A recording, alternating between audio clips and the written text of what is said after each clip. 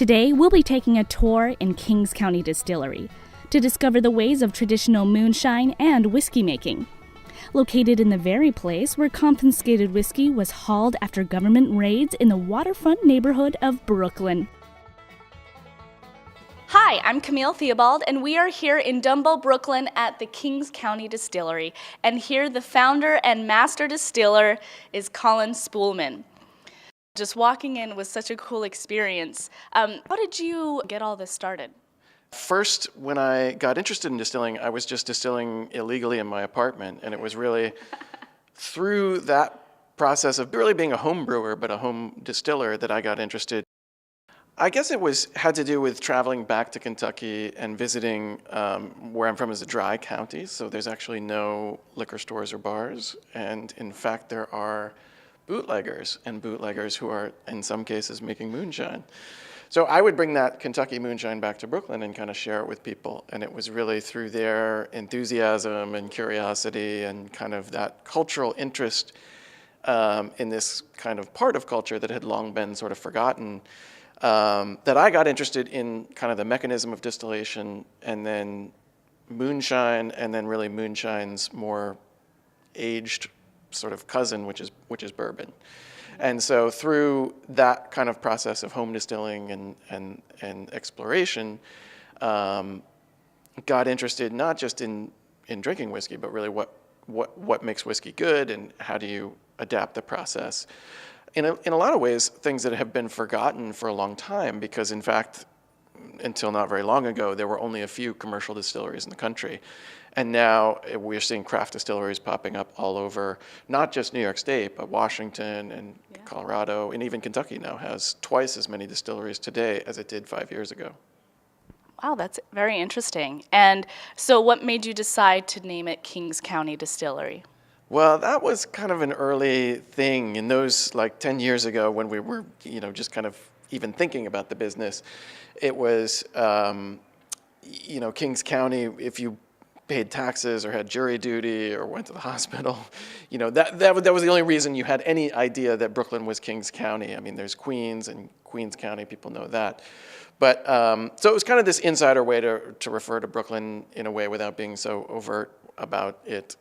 And now Kings County is a very common synonym for Brooklyn because so many writers and journalists have to say the word Brooklyn, so now it's a little more well known. But that was kind of the initial idea, is to have this kind of rural association, but it was a little bit of a play on Brooklyn, which is a very urban place. Mm-hmm. And what made you decide near the Brooklyn Navy Yard? Well, the business first got started in Williamsburg. So I mean, after home distilling, we had to get a commercial license, and that required a commercial lease. So we started way out in East Williamsburg, kind of off the Grand stop of the L train, and then quickly kind of outgrew that space. And the Navy Yard has a leasing office, so they actually came to one of our tours at our old building and suggested this place, which is the Paymaster's office. So it's the former financial administration building for what used to be the U.S. Navy, was building ships here. They left in 1966, and now the land is controlled by the city of New York. So they are our landlord, and they kind of recruited us as a tenant for this building, and that was kind of cool. Initially, it seemed way too big for what we would ever need, and now we've actually outgrown it and have moved back to Bushwick for some of our barrel aging. But all of the production happens here. About half of the barrels age in this building. Now that we know how Kings County Distillery started, let's go find out how their award-winning whiskey and moonshine is made. So we're down in the distillery area. Mm-hmm. What are these? So each of these big white bags is 1 ton organic cracked corn that comes from upstate New York. So that's the main ingredient in both our moonshine and our bourbon, which are kind of the two main products that we make. And then we also have this, which is barley. And this is barley that's been malted. So the word malt means to sprout a grain. And so you have enzymes that are useful in converting, in our case, the starch in corn to sugar. So we use corn, malted barley. A lot of bourbons would also have wheat or rye, but we just have the corn and the malt. A little bit more like a Scotch or an Irish whiskey than is generally traditional for the United States.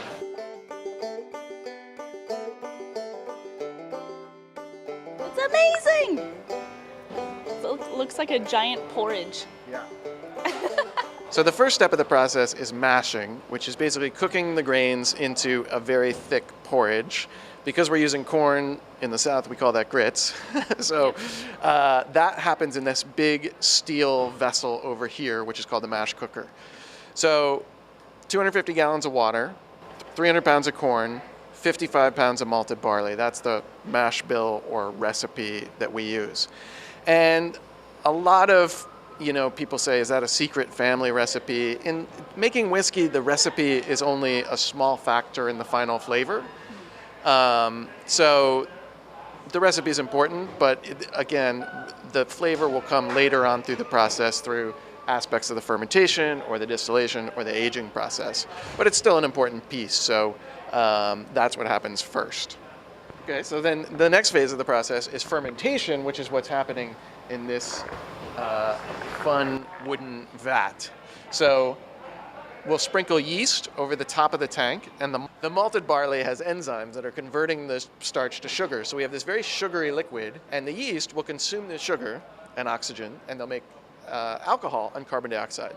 So this is very similar to making beer. A lot of distillers call this liquid distiller's beer.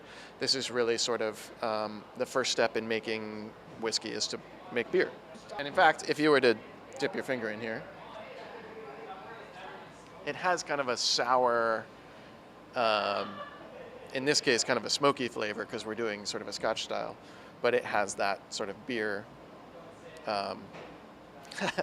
alcohol. I mean, it tastes like, it tastes like beer. So this is actually the whiskey as it's coming directly off the still. The very first sort of moment that we can call it whiskey is after it goes through this distillation. So what's happening during distillation in these big copper stills is that there's a stainless steel coil on the inside with steam in it, and that heats the liquid to a boil, and alcohol has a lower boiling point than water. So the alcohol boils off first and then hits this front part of the still that has a bundle of cold water pipes, which creates a lot of surface area. And so the steam hits that and then condenses and runs out the front of the still. So this is kind of a crude, somewhat inefficient, but very traditional way to concentrate the alcohol that's in the beer. So what had been 6% alcohol at the end of the fermentation process will now be 40% alcohol after one distillation, and then after two distillations, it'll get up to about 75% alcohol. And once it goes through the second distillation, it's clean enough and flavorful enough that we would then put it into barrels and age it to become whiskey. Or in the case of moonshine, we'll just dilute it and bottle it as the white spirit as it comes out of the still. So there's this white stuff on top of the filter. Is that just cotton, or what is that? It's cheesecloth to prevent, so the stills are made out of copper. And part of the reason that whenever you go to a distillery anywhere in the world, the stills are copper is that it actually interacts with the spirit in its vapor form, and it's pulling sulfuric compounds out of the whiskey.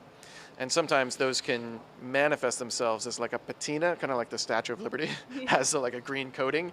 There are little flecks of copper that will actually spit out of the still, and we want to catch those so they don't come into the final whiskey. That makes sense.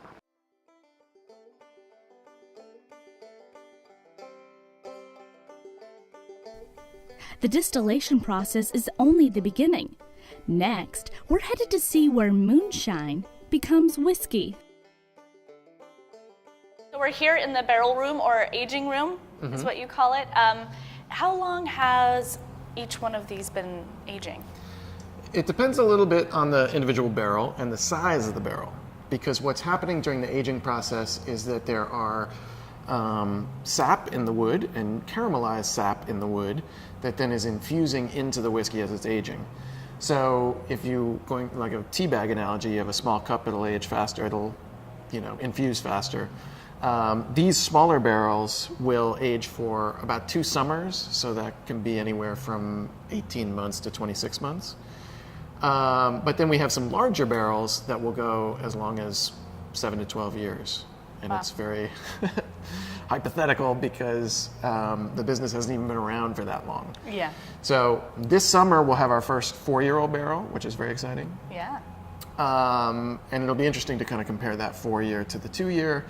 I think conventional wisdom says, oh, 4 years is going to be much better than 2 years. But it'll be interesting to kind of determine that for ourselves as opposed to kind of accepting conventional wisdom.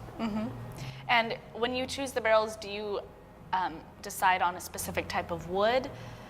Does that matter? It has to be oak to be called bourbon. That's the way the law is written. So, in fact, a lot of bourbon making is actually given by law. So, it has to be made from corn. It has to be distilled in a particular way. It has to be aged in a new charred oak barrel. So, you have to meet all of those requirements to have your whiskey, to put the word bourbon on the label. And it has to be made in the United States. Even though there is a persistent rumor that bourbon has to come from Kentucky, as a Kentuckian, I thought that was very cool for a while, and then I realized that that is just a persistent myth around bourbon. And in fact, it can be made anywhere, as of course we are making it here in Brooklyn and New York. What are the different styles of whiskey and bourbon that you have brewing in here? So pretty much everything that we have made so far has been bourbon, but kind of the fun of being a craft distiller is that you can kind of expand what people think about when they think about whiskey. So for instance, this row is all, you can see it says oat. This is, instead of making grits, we make oatmeal and then distill that into whiskey. So this is an oatmeal whiskey. The row behind that is a peated bourbon, which has kind of a smokier Scotch style malt that's used to make it. So it has a flavor that's a little bit more like a Scotch.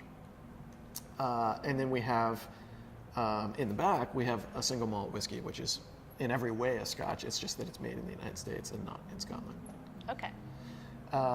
We also have a rye whiskey. We have some brandy that we did in a collaboration with Brooklyn Winery. They made some Cabernet Franc, which was going to be bad. So you changed it? How do you fix bad wine? One way that you can fix it is to distill it into brandy.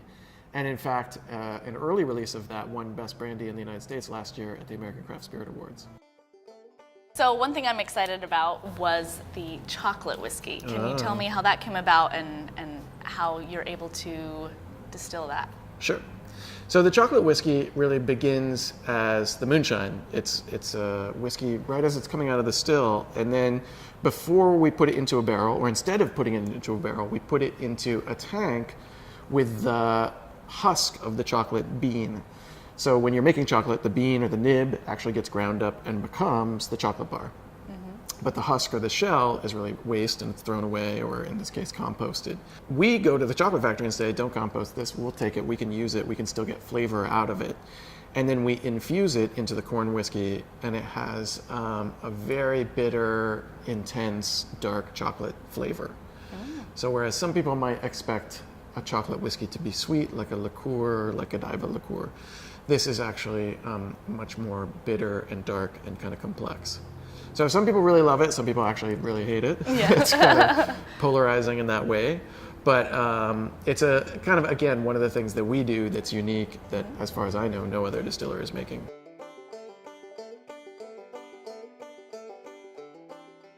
Do you prefer moonshine, whiskey, bourbon? Well, I mean, I like, in our case, I mean, I certainly think that everything that we make is great and maybe is suited to different occasions. I mean, you could think of it as the moonshine is something to drink before dinner, the bourbon maybe during dinner, the chocolate whiskey after dinner. I like to dissuade people when people talk about whiskey, they're always kind of out for the perfect whiskey or the best whiskey or that kind of thing. And I think that's maybe a narrow way to think about whiskey. My hope is to make whiskey for every occasion, you know, whatever that is in somebody's, you know, day to day. So I love bourbon. I love unaged whiskey. When I go to other distilleries, I like to try their white spirit because I can learn a lot about the distiller and what they're after.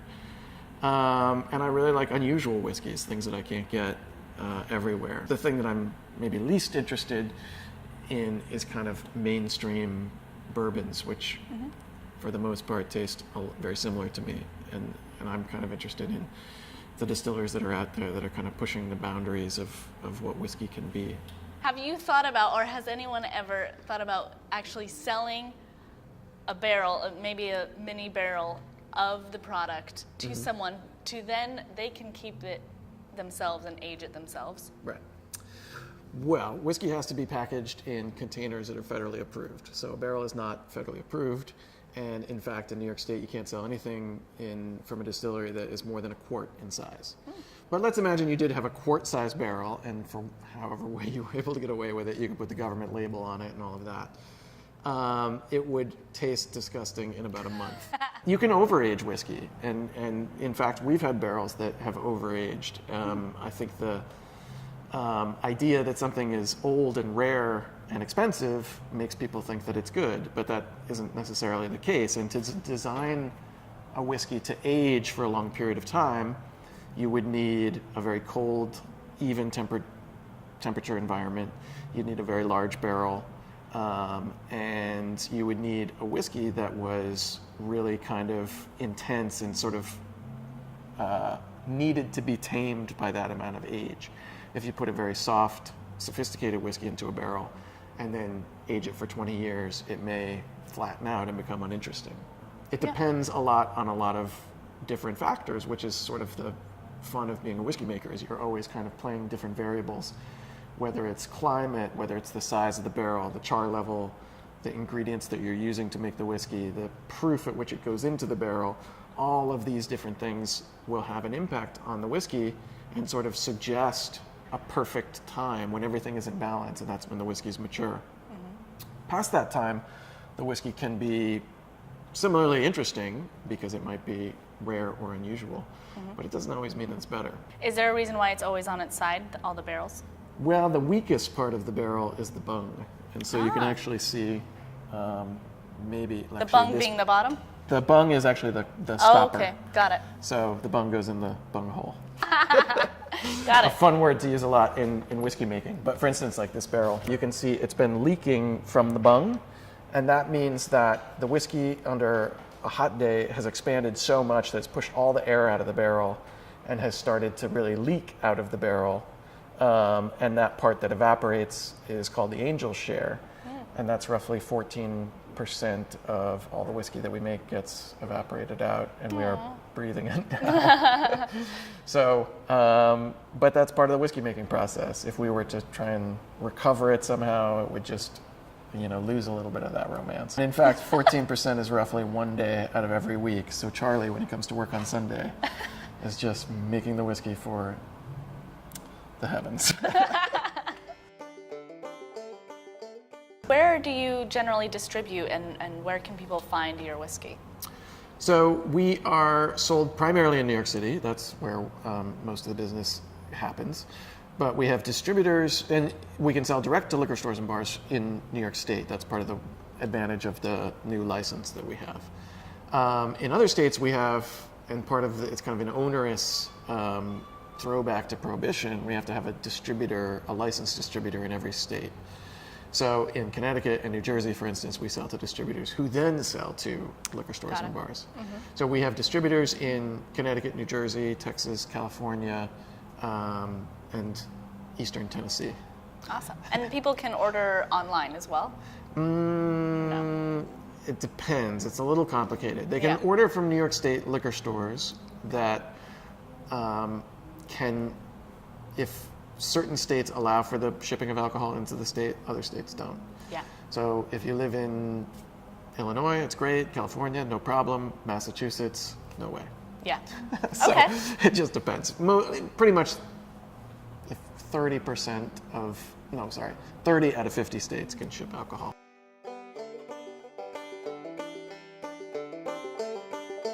All right, so now that we've gone through and seen how everything is made, sat in the aging room, we are now going to taste this awesome whiskey and moonshine. Most important part of being here, obviously. Yes, definitely my favorite part. So we're going to start with the moonshine. So this is fresh off the stills, just corn, barley, yeast, and water, so super simple. And when it comes off, it's about 70% alcohol, so we proof it down to 40 and put it in the bottle. So, All right. Yeah. And this is Becca, our tasting expert. Just want to point that out. All right, I've never had moonshine. It's like a silver tequila or a grappa or eau de vie, any other pot distilled unaged spirit. Don't be afraid. Okay. Yeah.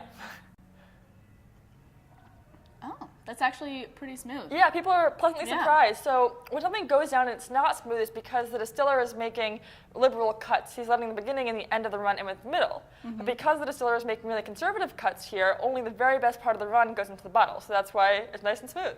Oh, okay. Yeah. Awesome. So it's nice to taste the moonshine next to the bourbon because the bourbon is basically the aged version of the moonshine. So you were in the barrel room, you saw how the moonshine becomes bourbon, so now tasting it back to back, you can really tell what the time in the barrel does to the booze, basically. A lot of people say that bourbons have caramel flavors, and that comes from the caramelization of the sap in the oak when it's being charred. Okay. Yeah. No hesitation there. I'm used to that one. Wow. There's so much flavor. Yeah. I really love that. I can taste cinnamon. Yeah, a lot of spice A on little this, bit, vanilla yeah. from the vanilla in the wood, and Yes, the that's what it is. caramel notes from the charring of the sap. Yeah. And then last but not least, Colin calls this our popular and controversial chocolate whiskey. So Yes, we to were make talking about this, this earlier. we take the moonshine and put the cocoa husk in the bag, but we don't add any sugar. So people expect it to usually be, something with chocolate would be sweet, but it's actually more like a dark chocolate cocoa nib kind of flavor. So Okay. more like Valrhona, less like Hershey's. So, yes, less sugar. Correct. No Yeah, sugar, yeah. no sugar. Like almost like baker's cocoa. Okay. That's very good, though. Yeah, I think it's the most mixable of the three. So people around here have Definitely. done a chocolate old fashioned or chocolate mint julep, anything with little sugar or simple syrup to cut through the bitterness of it. So yeah, I could put it in your hot definitely- cocoa if it's cold outside. Yes, that would be amazing with hot cocoa or coffee or chai tea. even. Yeah, That would be absolutely. You so good. clearly have some experimenting to do. Yes. So this was Kings County Distillery in Brooklyn. Find them at kingscountydistillery.com. Thank you so much, Colin. Thanks, and Camille. Becca. This was awesome, and I can't wait to drink more of this whiskey.